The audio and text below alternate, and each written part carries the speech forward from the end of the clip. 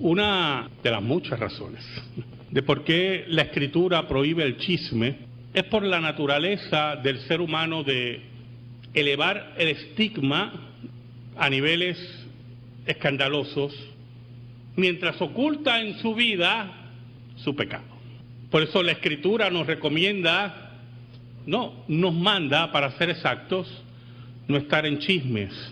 Pero aún más, si usted está atento al devenir político de nuestro país y en los Estados Unidos, usted va a ver que los políticos menos inteligentes, los políticos que no pueden esgrimir, o como dice un comentarista radial, que no pueden hablar de corriditos, ¿verdad? Y no pueden hacer una discusión inteligente de los problemas del país, tienen que recurrir a los estigmas contra sus adversarios. Ese es el político barato, el político arrastrado. Y el chismoso es aquel que es un ser humano empobrecido, es un ser humano que ha perdido el valor de lo que debe ser un ser humano. El cristianismo es otra cosa. El título de mi sermón es Estigma y Nuevo Pacto. Y yo creo que usted me acompaña a Mateo, capítulo 1. Y vamos a leer unos versículos raros en esta hermosa tarde del Señor. Vamos a la genealogía de Cristo. Y buscamos Mateo 1, versículos del 5 al 6. Y dice así la palabra de Dios, en el nombre del Padre, del Hijo y del Espíritu Santo. Salmón engendró de Rahab a Booz. Booz engendró de Ruth a Obed. Y Obed a Isaí. Isaí engendró al rey David. Y el rey David engendró a Salomón, de la que fue mujer de Urías. Oramos. Dios bueno y Dios verdadero, tú que eres el Dios que controla todas las cosas, venimos ante ti en el nombre de Jesucristo para darte gracias, que permites en tu soberana voluntad que expongamos tu palabra. Escóndenos bajo la sombra de la cruz y que tú seas proclamado. Que tú llegues al corazón de tu pueblo. Por Cristo Jesús. Amén y amén. Estigma y nuevo pacto. ¿Sabe? Ayer me dirigí al pueblo de Calley para dar una clase de seminario y estaba oyendo un programa de análisis político. Estaban analizando un tema, ¿verdad? Y no voy a decir ni el tema ni nada porque yo sé que los puertorriqueños están divididos en tribus y quiero que todo el mundo salga contento. Oiga, y la discusión era muy interesante, era bastante nivelada para las mentalidades que estaban allí. Inclusive al menos a la persona que menos inteligente yo consideraba en el panel. Pero llegó un momento que la discusión se movió con muy pocos beneficios para esa persona que yo creo que era el menos inteligente del panel y que estaba haciendo un buen papel. Y lamentablemente manifestó su poca inteligencia. Cuando se discutía el tema, desvió el tema y hizo un ataque burdo a un miembro del panel. Y el miembro del panel prácticamente se echó a reír porque se oyó por radio la risa y le dijo, ¿qué tiene que ver lo que estás diciendo con lo que estamos discutiendo? ¿Qué tiene que ver? ¿Sabe, hermanos? Los estigmas en los seres humanos, las marcas en los seres humanos conllevan al desprecio total del mismo. La sociedad, las iglesias, grupos pequeños, grupos grandes, asociaciones o sociedades profesionales, cuando ponen el carimbo, el estigma a un ser humano, ese ser humano está totalmente marcado para toda la vida. En ese sentido, ya pertenece a los parias, a los rechazados de la sociedad. Ya no tiene oportunidad. Y para grupos sociales o grupos eclesiásticos, mejor fuera ese ser humano morirse y desaparecer. ¿Sabe? Mi padre me contó en una ocasión, mi padre viene de la iglesia metodista de Puerto Tierra, y mi madre también, allí se conocieron, y allí mismo también se casaron. Y las pocas veces que nos llevaban a la iglesia, había un hombre que siempre que yo iba a la iglesia, él siempre estaba engabanado y con manga larga. Siempre. Un día, mi padre me dijo el testimonio de ese hombre. Era un hombre que nosotros llamaríamos hoy un hombre de mundo, ¿verdad? Con una vida en el pasado licenciosa. Y para aquel tiempo, porque ahora es un relajo el tatuaje, pero para aquel tiempo se había tatuado todos los brazos. O sea que se iba con sus marcas, iba por las calles, posiblemente de Puerto Tierra, de los lugares que iba marcado, iba amenazante, ¿verdad? Y caminaba y la gente lo veía con esos tatuajes. Y con su forma, era un hombre que hablaba en forma ronca. Era un hombre con estigmas, un hombre marcado, un hombre rechazado, un hombre que ya no tenía oportunidad en la sociedad que vivía. Pero un día, esos días que solamente conoce Dios, esos días que solamente conoce la Escritura, un día conoció a Jesús. Y Jesús cambió toda su vida. Y vio la esperanza. Y vio la luz. Y sintió la alegría y la paz que ningún tatuaje y ninguna actitud rencorosa o de odio le pudo dar. Pero tenía sus marcas. Y cuando iba a la iglesia, se abochornaba de las mismas. Y cada vez que iba a la iglesia, iba con su traje y sus mangas largas. Y muy pocas personas en la iglesia sabían de sus marcas. Pero allí se convirtió en un hombre de Dios tremendo, un líder de la iglesia, diácono, maestro de escuela dominical. Y poco a poco sus marcas fueron olvidadas. ¿Sabe, hermano?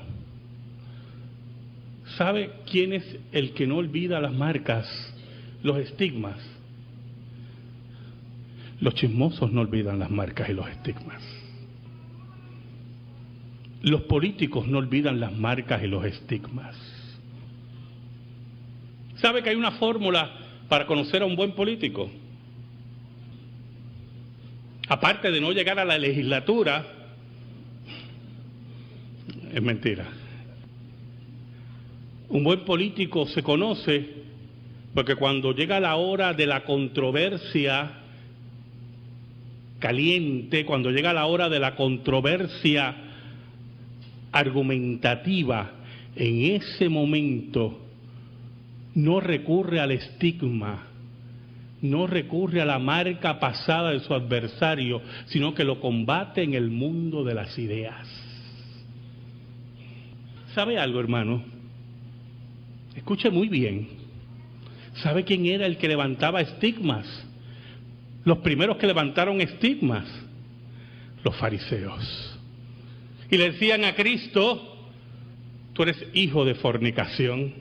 Y le decían a Cristo, puede salir algo bueno de Galilea. es el estigma social, el estigma político, el estigma pecaminoso que busca desheredarte de la sociedad misma o de la iglesia de Cristo. Un día, después que Israel estuvo 40 años en el desierto, y cuando Dios mató toda esa generación que le dio la espalda al mismo Dios, Josué mandó 2 espías, dice la Biblia.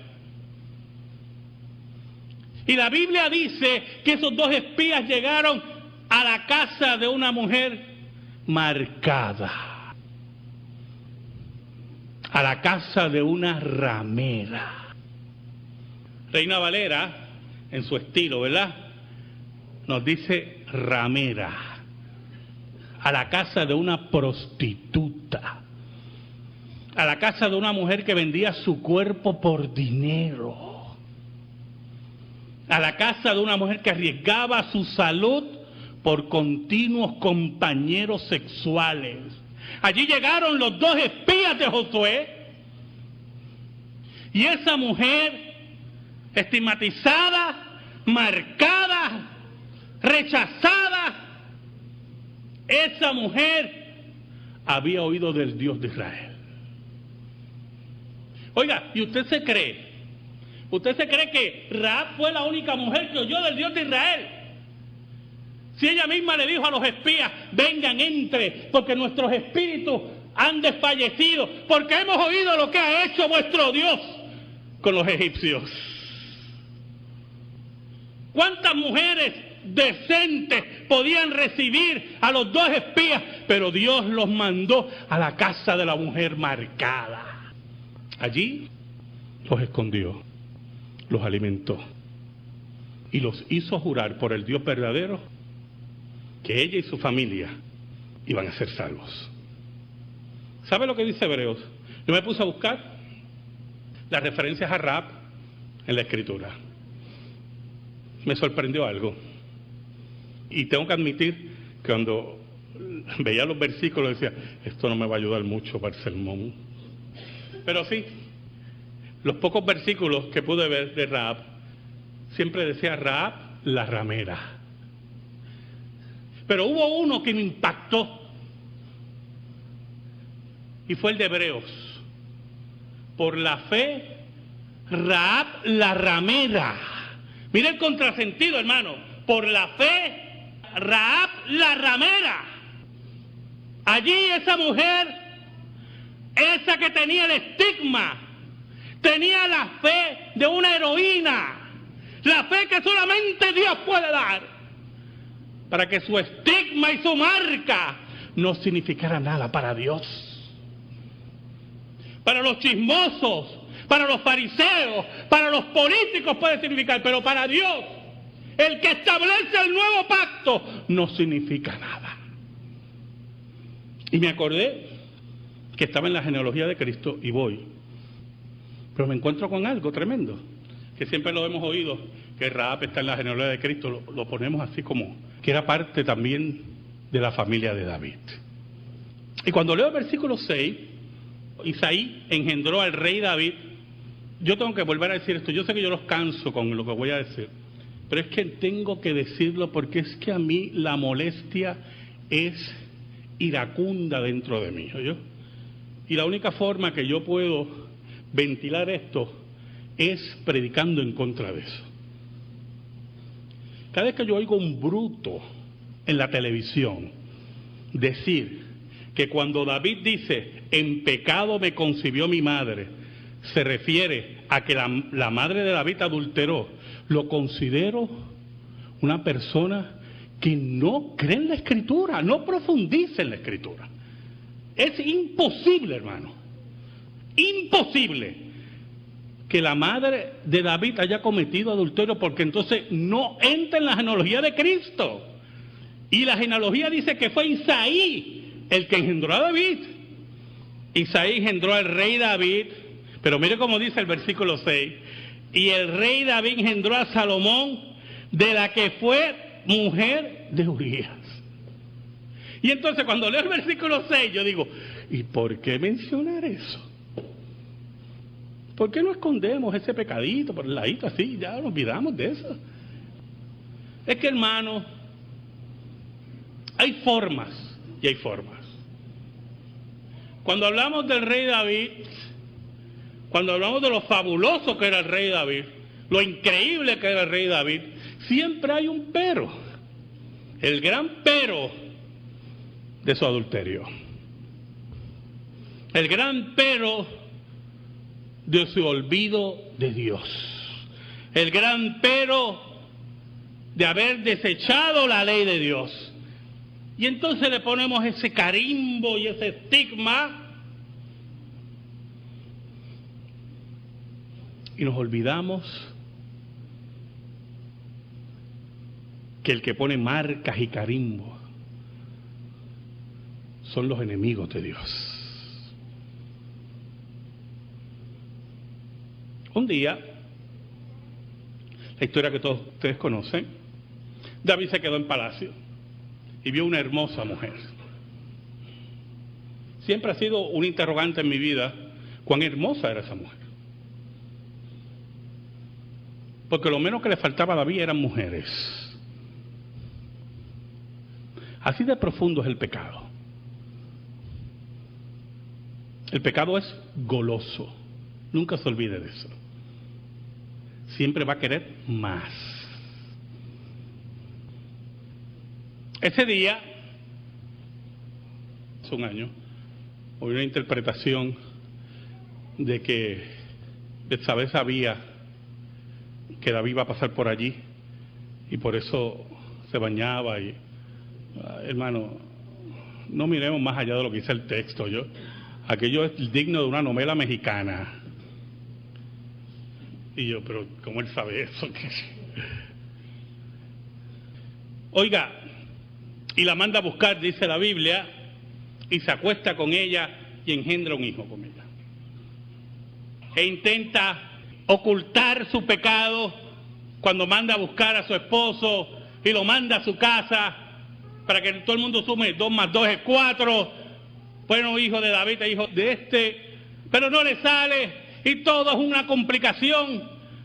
Oiga, hermano, y lo manda a asesinar. Porque el pecado, cuando no es confesado, lleva a otro pecado peor. Y cuando logra el asesinato de Urías, manda a buscar a la mujer, empieza a vivir con ella. Ya todo está arreglado, yo no lo maté.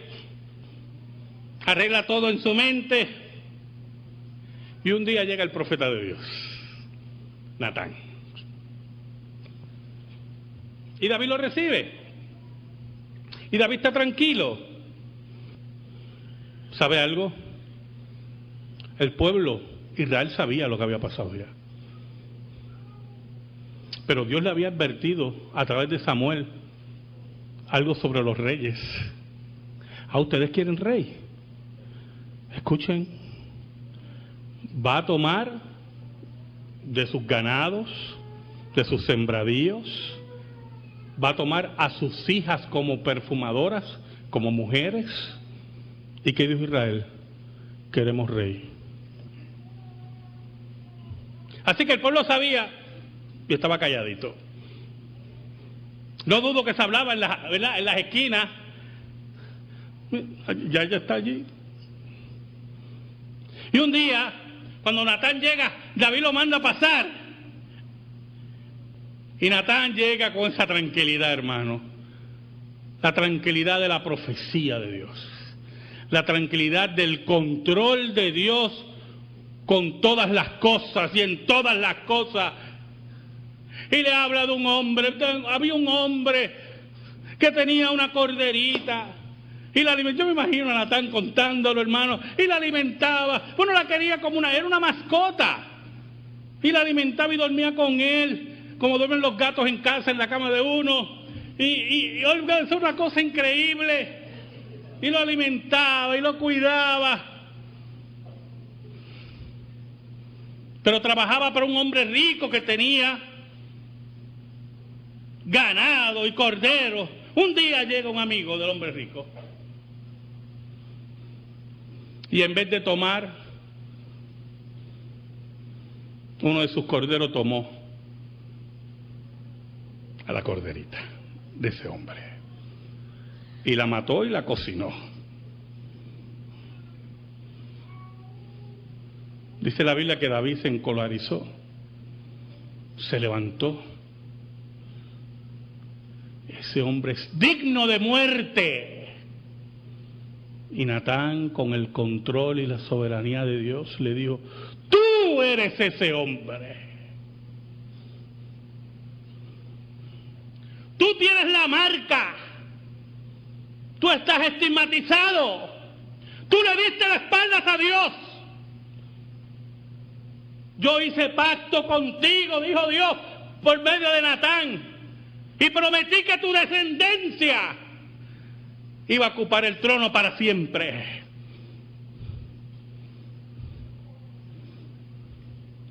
En ese momento, dice la Biblia que David dijo: he pecado contra Jehová. Y aquí empieza la diferencia, mi hermano. David no estaba en un programa de chisme. David no estaba en una discusión política por radio, donde el estigma se repite, se marca, se revuelca. David estaba frente al Dios que quita los estigmas. David estaba frente al Dios que disuelve las marcas. Y Natán le dijo: has pecado contra Jehová, pero Jehová te ha perdonado. Y allí, hermanos, en medio del trono de Israel, allí en medio de la corte de Israel, llena de dignatarios, de hombres y mujeres que servían al rey, allí se hizo patente el perdón de Dios. Y el Dios que servimos, que es el Dios que quita las marcas y los estigmas, es el Dios que nunca levanta su voz contra nuestro pecado, porque lo puso en Cristo Jesús. ¿Se acuerda el versículo de Jeremías que leímos? Viene un día, Señor, decía Jeremías, que haré nuevo pacto con la casa de Israel. Yo quiero decirle algo a ustedes, hermanos, ese día ya llegó. Estamos en nuevo pacto con Dios. Estamos en la genealogía de Cristo. No importa que seamos adúlteros, asesinos, rameras, pertenecemos a la genealogía de Cristo. Cada estigma de nuestra vida, cada marca de nuestra vida ha sido borrada por el nuevo pacto. Yo haré nuevo pacto con la casa de Israel. En ese día cambiaré su corazón de piedra a uno de carne, y no me acordaré de sus pecados. En ese día glorioso, en que se hizo nuevo pacto, hermano, cada una de nuestras marcas, usted conoce las suyas, yo conozco las mías. Oh sí, hermano, yo las conozco muy bien. Dice la Biblia que Dios no se acordará de ellas. Y la pregunta es, si Dios no se acuerda, ¿qué me importa el hombre? Si Dios no se acuerda de mis marcas, de mis estigmas, ¿qué me puede hacer el hombre? En ese día, en otra profecía dice que Jehová será justicia nuestra. Amén. Gracias te damos, Señor. Gracias te damos en esta hora por tu palabra, única regla de fe. Perdónanos, Señor. Gracias porque quitaste el estigma de nuestras vidas, nuestras marcas. que no importa que el hombre las saque, tú ya las escondiste y las borraste en Cristo. Danos la paz que solamente emana de ti. Por Cristo Jesús. Amén. Estamos en silencio, hermano.